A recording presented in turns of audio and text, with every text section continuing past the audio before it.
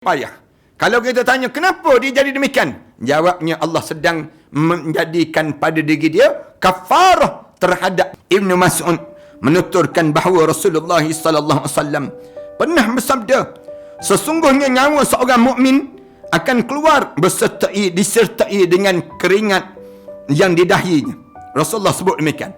Kalau kamu nak tahu kamu ni orang mukmin ke kamu tidak mukmin, salah satu tanda orang mukmin ni bila dia nak menghadap dia melalui sakaratul maut tu, dia berpeluh di atas dahi dia, berkeringat di atas dahi dia, peluh atas dahi, keluar peluh-peluh jantan tu di atas dahi dia. Rasulullah sallallahu alaihi wasallam sebut, sedangkan nyawa orang kafir keluar seperti mengalirnya nafas kaldai.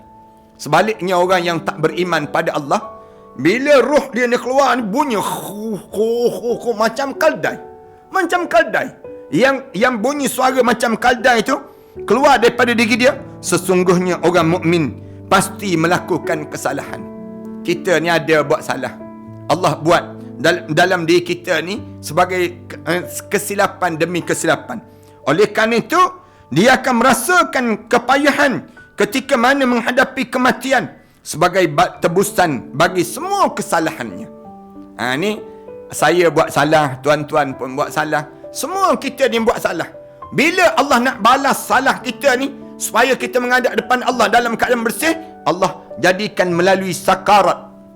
Bila kena dekat sakarat itu, Allah tebus semua kesalahan kamu ditebus saat tersebut.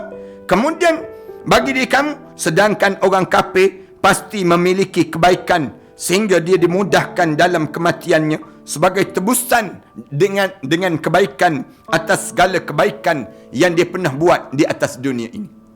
Ini jangan terkejut ya. Ada di kalangan kita, dia melalui sakarat itu jadi sukar, jadi payah.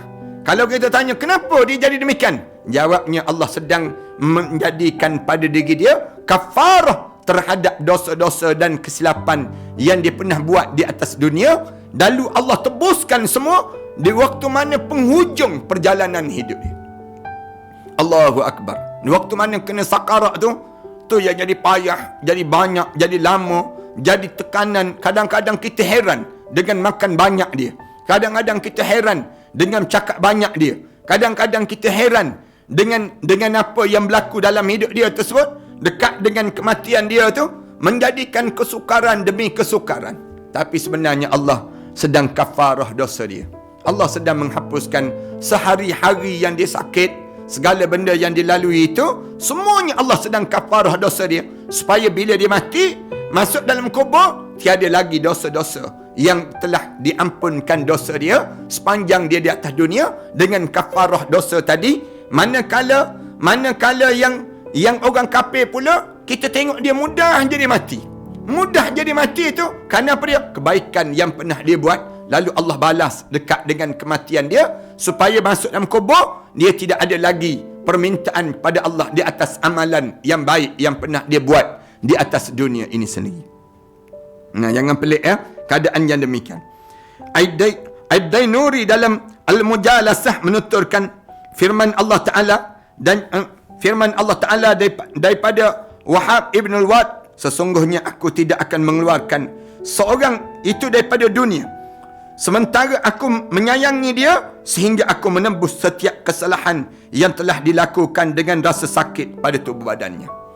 Allah Subhanahu Wa Taala sebut dalam hadis kursi, bila aku sayang pada seseorang, aku sayang pada seorang hamba ni, lalu aku tak akan keluarkan dia daripada dunia dengan dosa-dosa dia, tetapi aku pastikan dosa dia tu terhapus dulu di atas dunia.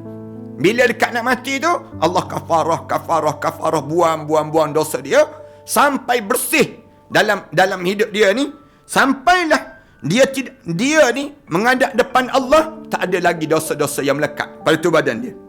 Tu kalau kita tanya kenapa ada juga orang-orang yang baik-baik, orang alim-alim, kemudian tiba-tiba dekat nak mati tu jadi sakit, jadi itu, jadi ini, kemudian jadi semua tu sebenarnya Allah nak kafarah dosa dia. Allah nak bersih dahulu dosa dia, musibah bagi keluarganya, ataupun Allah jadikan ujian dalam kekeluargaan dia. Anak-anak dia tak bertegur sapa di antara satu sama lain, sedih dalam hidup dia. ataupun ujian dalam kekeluargaan dia bertindan-tindan, berganda-ganda dalam keluarga dia, kesempitan dalam kehidupannya. Dekat nak mati, jadi semakin sempit hidup dia dan berkurang rezekinya. Dan waktu mana dekat nak meninggal dunia, semakin tak ada rezeki. Itu jangan pelik ya, dalam hidup seseorang. Jangan pula kita rasa bahawa kita ni, bila keadaan yang jadi demikian, kita rasa tak apa. Jangan pada diri kita ni.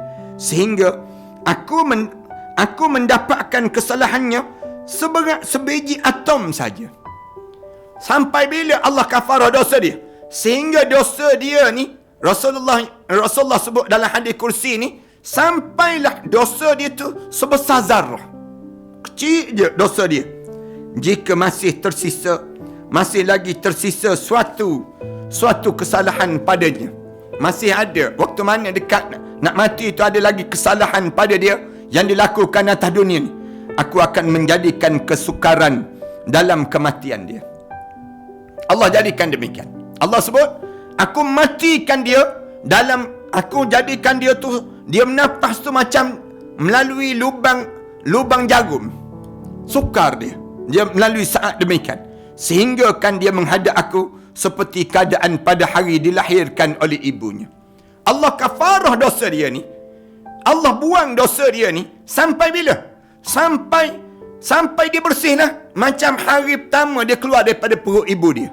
Allahu Akbar. Sayangnya Allah pada seorang hamba, demi kekuasaan aku tidak akan mengeluarkan seorang hamba daripada dunia sementara aku ingin mengazabkannya sampai aku menebus semua kebaikan yang telah diperbuatkan olehnya dengan kesihatan pada tubuh badan dia.